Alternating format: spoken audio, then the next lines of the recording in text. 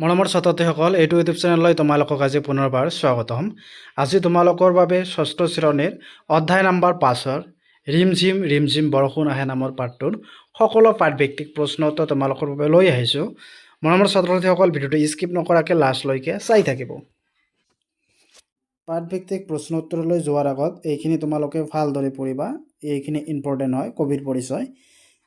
কবি হ'ল নৱকান্ত বৰুৱা। 1926 চনৰ পৰা 2002 খ্ৰীষ্টাব্দ এগৰাকী কবি, ঔপন্যাসিক আৰু শিশু সাহিত্যিক। এখুত ককাদেউ ছদ্মনামেৰে তেওঁ বহু শিশু সাহিত্য ৰচনা কৰিছিল। শিয়ালি পালেগৈ ৰতনপুৰ, ভত ও কাৰে ভো, মাখনৰ কুকুৰা পোৱালি, মই টুনিয়েই টুনটুনালো আদি তেখেতৰ কেইখনমান শিশু উপযোগী পুথি। এইজনা সাহিত্যিক ককাদেউতাৰ সাৰ নামৰ উপন্যাসৰ বাবে সাহিত্য একাডেমী বঁটা লাভ কৰিছিল। তদুপৰি তেওঁ অসম প্ৰকাশ পৰিষদ বঁটা, অসম উপত্যকা বঁটা আদিও লাভ কৰিছিল। ভাৰত চৰকাৰে তেওঁক পদ্মভূষণ সন্মানেৰে বিভূষিত কৰিছিল। তেওঁ অসমৰ সাহিত্য সভাৰ সভাপতিৰ আসনো অলংকৃত কৰিছিল। এইখিনি তোমালোকৰ বাবে ইম্পৰ্টেণ্ট হ'ব। এইখিনি তোমালোকে ভালদৰে পঢ়ি ল'বা। তাৰপিছত পাঠভিত্তিক ক্ৰিয়াকলাপত 1 নম্বৰত দিয়া আছে, তলৰ দিয়া প্ৰশ্নসমূহৰ শুদ্ধ উত্তৰটো বাছি উলিয়াই সঠিক বৃত্তটো পূৰ কৰা। ইয়াৰ প্ৰথমটোত দিয়া আছে, ৰ'দত গছৰ সেউজীয়া পাতবোৰ কিদৰে থাকে। ইয়াৰ অপশ্যন কেইটাত দিছে, হাঁহি থাকে, খ দ খাই থাকে, গ নাচি থাকে, ঘ ওফন্দা পাতি থাকে। ইয়াৰ শুদ্ধ উত্তৰটো হ'ব খ দ খাই থাকে। তোমালোকে খ বৃত্তটো পূৰ কৰি দিবা এনেকৈ। তাৰপিছত নেক্সট কুৱেশ্যনত দিছে, কবিয়ে কবিতাটোত কি গণিব নোৱাৰা কথা কৈছে। ইয়াৰ অপশ্যন কেইটা দিছে কি, ক পানীৰ টোপ, খ ঘাঁহ বন, গ সেউজীয়া পাত, খ পোৱালি বতাহ।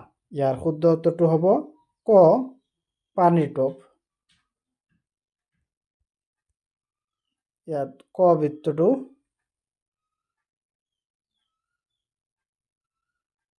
পূৰ কৰি দিবা। তাৰপিছত 2 নম্বৰত দিছে, শব্দ অৰ্থ মিলাও হা।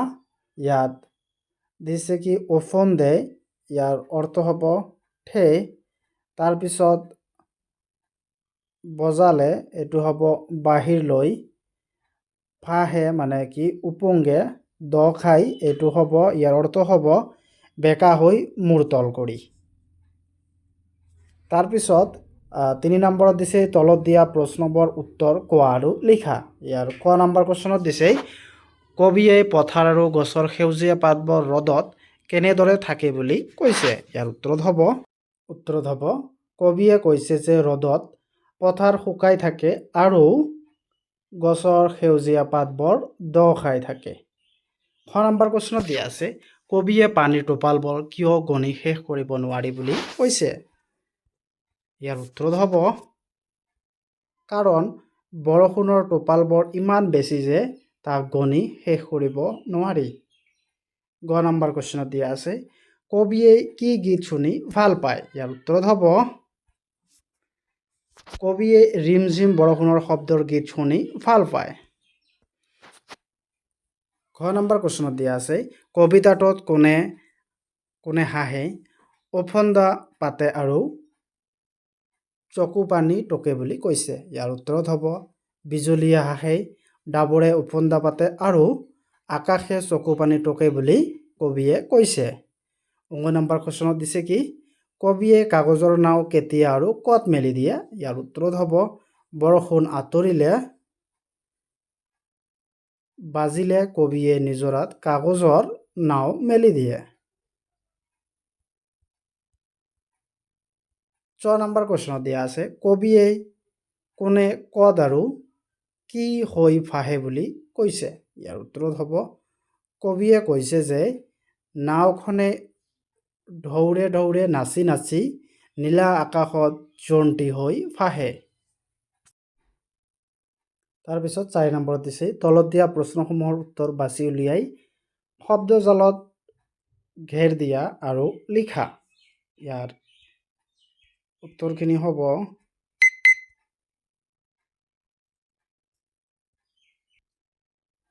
ক নম্বৰত দিয়া আছে, কবিয়ে কি বতাহে নাচি নাচি কথা পাতেহি বুলি কৈছে?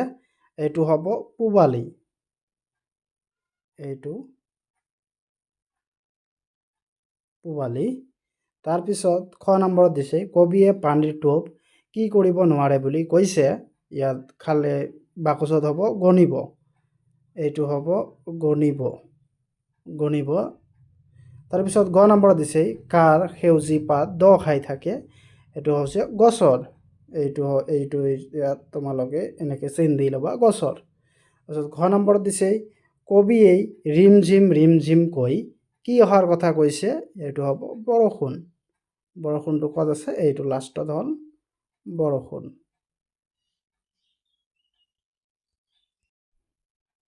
তাৰপিছত 6 নম্বৰত দিছে, কবিতাটোৰ পৰা অন্তৰ্ধ্বনি মিল থকা শব্দবোৰ মিলাই লিখা। যেনে ধৰিছে শুকাই, এইটো হ'ব খাই। তাৰপিছত আহে, হাঁহে, গণিব, শুনিব, বতাহে, কটাহে, অকণি, গণি, ওলাও, নাও। 7 নম্বৰত দিছে, তাৰপিছত 8 নম্বৰত তলত দিয়া শব্দকেইটাৰ বিপৰীত অৰ্থ বুজোৱা শব্দ কবিতাটোৰ বাছি উলিওৱা। ইয়াত কি দিছে? কান্দে, হাঁহে, মানে বিপৰীত শব্দ। তাৰপিছত ডুবেই, ফাঁহে, আৰম্ভ, শেষ, পাৰ, নোৱাৰ বা নাপাৰ, জপাই, মেলাই, সোমাও, ওলাও। তাৰপিছত 9 নম্বৰত দিছে কি? বাক্য ৰচনা কৰা। ক নম্বৰত পথাৰত গৰাখীয়া গাই চৰাইছে। তাৰপিছত বৰষুণ পতাৰ বাবে আকাশত ডাৱৰে ঢাকি গৈছে। তাৰপিছত ডাৱৰ যেন আকাশখনক ঢাকি পেলাইছে। নিজৰা, বৰষুণত মই নিজৰাও নাও মেলি দিওঁ।